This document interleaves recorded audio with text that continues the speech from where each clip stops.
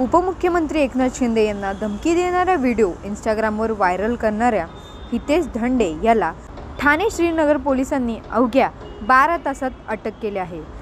हितेश या तरुणाने एकनाथ शिंदे यांना धमकी देणारा एक व्हिडिओ तयार केला होता।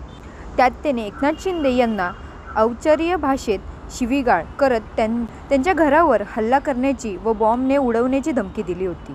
हा व्हिडिओ व्हायरल होताच काल एकनाथ शिंदे यांच्या समर्थकांनी श्रीनगर पोलीस ठाण्यात धाव घेत हितेश विरोधात गुन्हा दाखल केला। त्यानंतर पोलिसांनी या तरुणाचा शोध घेण्यासाठी 6 पथके रवाना केली।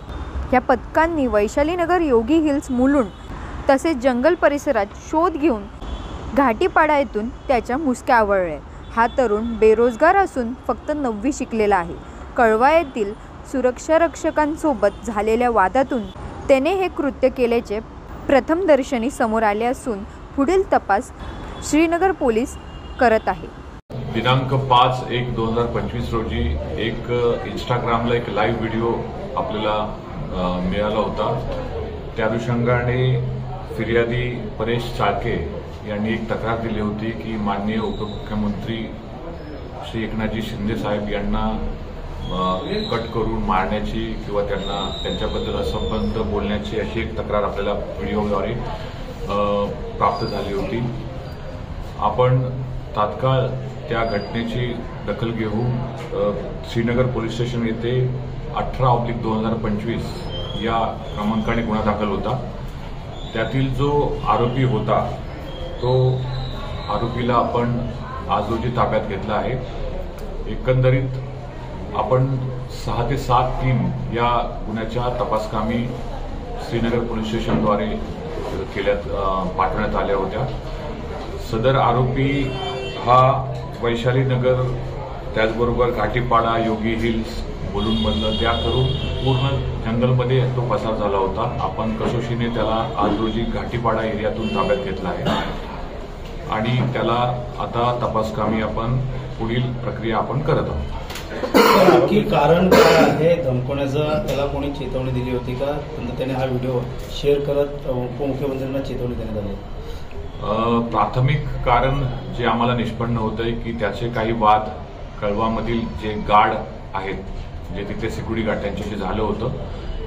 त्याच्यानंतर त्यांचा वाद झाल्यानंतर रागाच्या भरात त्यांनी हे कृत्य केल्याचं प्रथमदर्शी त्याच्या बोलण्यातून वाटतंय, पण पूर्ण आम्हाला तपासामध्ये खात्री केल्याशिवाय आम्ही निश्चित कारण अद्याप सांगता येणार नाही। मात्र आम्ही पुढे तपास करत आहोत। आरोपीला आता माननीय कोर्टासमोर आम्ही हजर करत आहोत। मंत्रालयाचा पण उल्लेख केला होता त्यांनी, मंत्रालयामध्ये माझं नाव विचारा, मी कोण आहे? प्राथमिक तपासामध्ये असं दिसतंय की तो रेग्युलर सर्वत्र फिरणारा व्यक्ती आहे। तो मंत्रालयामध्ये जात होता, इथले लोकल सगळ्या गव्हर्नमेंट ऑफिसेसला पण जात होता। आता पुढे त्यांनी नेमकं काय उद्देशाने जात होता ह्याचा तपास बाकी आहे आणि आम्ही तपास करत आहोत। बॅकग्राऊंड काय, कामधंदा काय? बेसिकली हा बेकार आहे। 9वी पास, हा अशिक्षित, जवळपास 9वी पास आहे आणि सध्या कोणतंही काम करत नाही। जो मिळेल तो काम मजुरीचं करतो।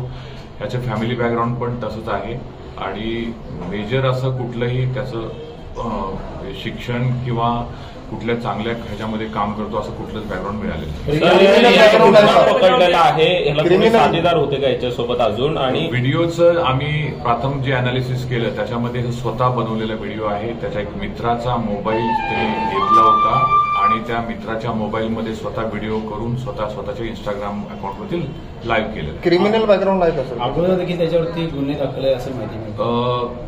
आम्ही त्याचे बॅकग्राऊंड पूर्ण व्हेरीफाय केलेलं आहे। त्याच्यावरती काही गुन्हे श्रीनगर आणि राबोडीमध्ये दाखल आहेत। सर काय रिकव्हरी काय केली? अद्याप काहीच रिकव्हरी नाहीये, पण पुढे तपासामध्ये आम्ही पूर्ण जे कारवाई आहे कारण का हे अत्यंत सेन्सिटिव्ह प्रकरण आहे, आम्ही व्यवस्थित त्याचं तपास करू।